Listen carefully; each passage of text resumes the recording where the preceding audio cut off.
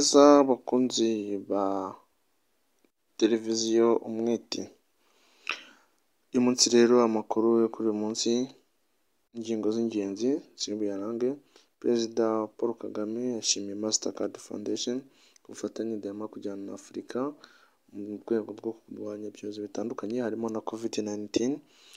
Kandi amakuru y'iterambere y'u Rwanda ni uko abatuye mu karere ka Nyagatare babashije kubona umuhanda wa Nyagatare Kinyinya Kagitumba wasubukuwe uri gukomeza kubakwa. Kandi amakuru y'imyidagaduro, umuhanzi w'umuraperi bita Fireman ashimira ubutabera bw'u Rwanda ko bwemeye kwakira ubujurire bwe bwaba bwaraburanishije ubujurire bwabo kuri uyu wa mbere. Amakuru y'imikino rero, ingengabihe ya shampiyona ya volleyball mu Rwanda yasohotse, kandi iyi mikino izabera muri Kigali Arena na Petit Stade. Hanyuma kuri uyu munsi Primus National League yatangaje amakipe ari bukine ndetse n'amasaha ari bukine. Kandi uwo mukinnyi bita LeBron James yemeye gutanga nimero ye imuzwiho cyane ya 23 ayiha umukinnyi bakinana. Kandi Trump aha ngaha muri aya makuru tumuvuge ko yashimiye Nigeria ko yafunze urubuga rwa Twitter muri iki cyumweru. Amakuru rero arambuye ni mu kanya gatoya, ntimucikwe. Amakuru mu iterambere ry'u Rwanda, abaturage bakoresha umuhanda Nyagatare Kinyinya Kagitumba barishimira ko iyi mirimo yo kuwukora uyu muhanda mu buryo bugezweho yatangiye, kandi ko uyu muhanda uzakemura ibibazo bitandukanye. Aba baturage rero bemeza ko uyu muhanda uje ari igisubizo kuko wari mubi cyane. Kandi nanone muri aya makuru, abaturage bo mu karere ka Musanze bishimiye koroherezwa ingendo mu buryo bushya bwo kureshya ba mukerarugendo binyuze mu iyubaka ry'ibikorwa remezo birimo imihanda yoroshya ingendo n'ubucuruzi, aho rwose abaturage bishimiye ko hari imihanda iri kugenda yubakwa kandi izagenda ibafasha kuborohereza ingendo ndetse no kurura ba mukerarugendo. Kandi iyi mihanda izajya ibafasha mu bikorwa by'ubukerarugendo ndetse n'uburyo bw'ubwikorezi, bibafasha mu ngendo zitandukanye ndetse no mu bucuruzi bwabo. Bizafasha rero aba baturage kugera ku ntego zabo nk'uko bahora babirahirira mu mihigo ya buri munsi ko bazafasha umukuru w'igihugu guteza imbere igihugu cyabo. Dukomeza n'amakuru y'imikino agezweho ubu ngubu, aho Ferwafa yashyize hanze uko imikino izakinwa ku munsi wo ku wa kane ndetse no ku itariki 10. Ni ukuvuga ngo byari biteganyijwe ko saa sita zuzuye Bugesera FC na APR FC bikinira kuri Bugesera Stadium. Aha ngaha uyu mukino warangiye ari ibitego 3 bya APR FC ku busa bwa Bugesera. Hanyuma indi mikino yari itegereje kuba kuri uyu munsi, aho Police FC yagombaga gukina na Rayon Sports saa 9:30 n'ubundi kuri Bugesera, kuri stade ya Bugesera. Hanyuma Espoir FC igakina na Marine FC saa 9 zuzuye. Hanyuma Rutsiro FC yari kuza gukina na AS Kigali saa 9 zuzuye kuri stade Umuganda. Hanyuma akaba n'andi makipe yagombaga gukina. Mukura FC yagombaga gukina saa 9 na Etincelle FC kuri stade ya Huye. Hanyuma Kiyovu nayo yagombaga gukina na Musanze FC ku Mumena Stadium saa 9:30. Hanyuma Sunrise FC yagombaga gukina na Gasogi United kuri Nyagatare Stadium. Hanyuma AS Muhanga yagombaga gukina na Gorilla FC saa 9 zuzuye. Hanyuma rero urwo ni rwo rutonde Primus National League yari yasohoye kuri uyu munsi, kandi aya makuru mu gihe tuba turi kubategura uretse umukino wa Bugesera na APR FC wari umaze kuba, andi makuru muzamenyeshwa cyangwa se muzagezwaho makuru ataha. Andi makuru kandi ni uko myugariro wa Sunrise FC Mugabo Gabriel yatawe muri yombi kuri uyu wa kane tariki ya 10 Kamena 2021 ubwo umukino wahuzaga ikipe ye na Gasogi United wari ukirangira. Mugabo Gabriel akurikiranweho gukoresha umugore imibonano mpuzabitsina ku gahato. Andi makuru kandi dukesha ikinyamakuru cy'igihe ni uko Gakumba Patrick wari tuzi nka super manager akora akazi ko guhagararira inyungu z'abakinnyi nyuma yo gutandukana na rutahizamu wa Simba Meddie Kagere, yatangaje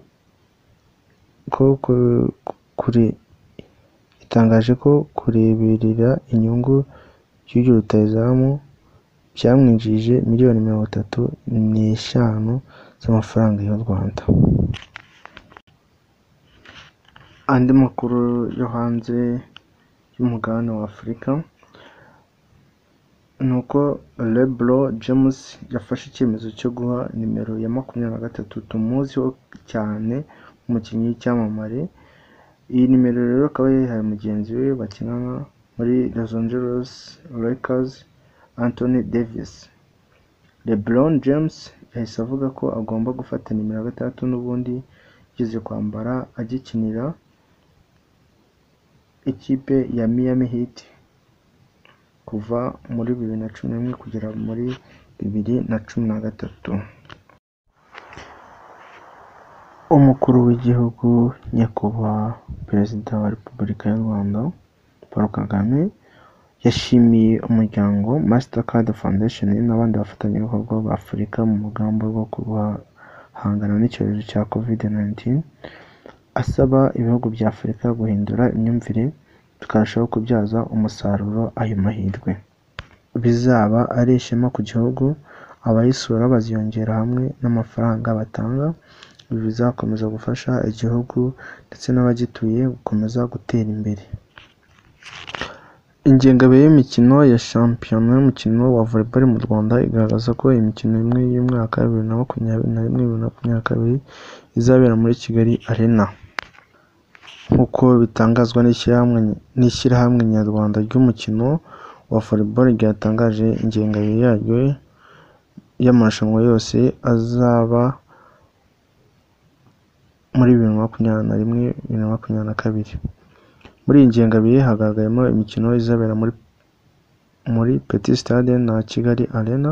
Amwe mu marushanwa azabera muri Petit Stade na Kigali Arena harimo n'imikino ibanza ya shampiyona izatangira tariki ya 30 Nyakanga. Imwe mu mikino y'irushanwa ryo kwibuka Jenoside yakorewe Abatutsi 1994 iteganyijwe tariki ya 25-27 Nyakanga. Imwe mu mikino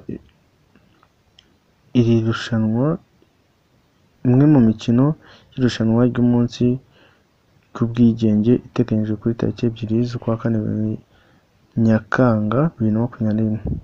Icyiciro cya gatatu cy'imikino cya shampiyona kizakinwa tariki ya 3 kugera ku ya 5 Nzeri muri Petit Stade na Kigali Arena. Imikino isoza shampiyona mbere yo kujya muri Kamarampaka izakinwe